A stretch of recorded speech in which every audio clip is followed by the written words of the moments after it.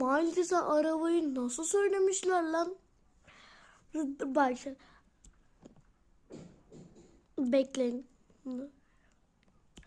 Normal şöyle şarkı. Arabanın soğuk aralıkta buz gibi sev beni yokuş aşağı izi kalır lastiklerin asfaltta kalamadım onlar gibi bir tarafta yüzeyine pul gibi yeni yaşlar açıyor beyaz yerinden başla sarı yanıyorsa bas gaza daha fazla gerisini konuşunu yolda gel konuş ya da böyle bir şey de mi değil?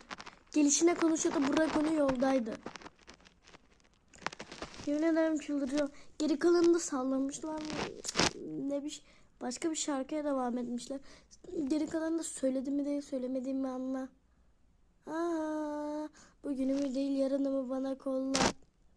Onlar yanlışlar yapar. Durdukça senden yanar. Vermem lazım hep kara. Yok karar.